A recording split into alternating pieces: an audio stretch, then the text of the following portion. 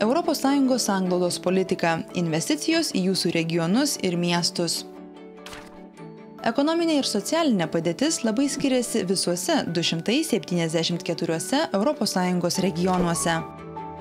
Pagrindinis reformuotos ES sanglaudos politikos tikslas – mažinti šiuos skirtumus, skatinant ekonomikos augimą, darbo vietų kūrimą ir konkurencingumą. Per pastaruosius 5 metus įgyvendinant ES sanglaudos politiką sukurta daugiau kaip 600 000 darbo vietų.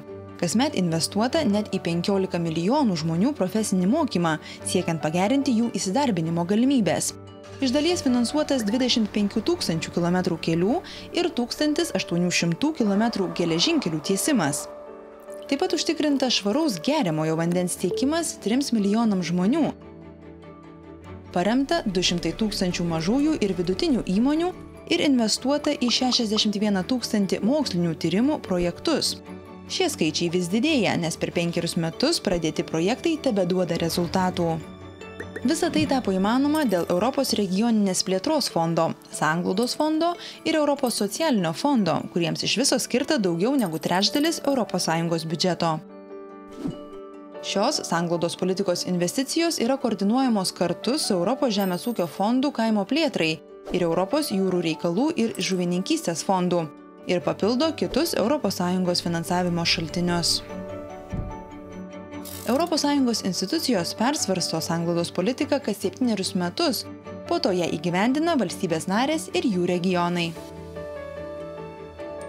Pastarąjį kartą politika baigta persvarstyti 2013, o pradėta įgyvendinti 2014 metais.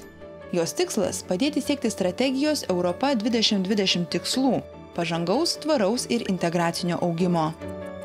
2014–2020 sanglaudos politikos investicijos bus skiriamos mažesniam skaičiui prioritetinių sričių.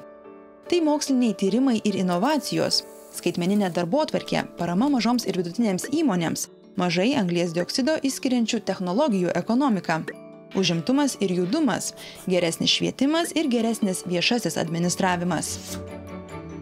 Vykdant naują politiką bus daugiau dėmesio investuojama į žmones, sustiprinus Europos socialinį fondą ir daugiau dėmesio skiriant socialiniai įtraukčiai bei kovai su jaunimo nedarbu. Be to, padidinus finansavimą teritoriniam bendradarbiavimui, bus palengvintas bendradarbiavimas tarp skirtingų valstybių regionų. Siekiant užtikrinti, kad lėšos būtų leidžiamos protingai, sanglaudos politika dabar dar labiau orientuota į tikslus ir rezultatus, ypač pabrėžiant vertinimą bei paskatas efektyviems projektams. Supaprastinus tvarką ir suderinus taisykles, persvarstyta sanglaudos politika siekiama padėti atsiskleisti visiems regionams, kad jie taptų konkurencingesni, juose labiau augtų ekonomika ir būtų kuriama daugiau darbo vietų. Informuoti apie ES sanglaudos politikos investicijų rezultatus ypač svarbu siekiant, kad sėkmingi projektai būtų pripažinti, o europiečiai matytų, kam išleidžiami jų pinigai.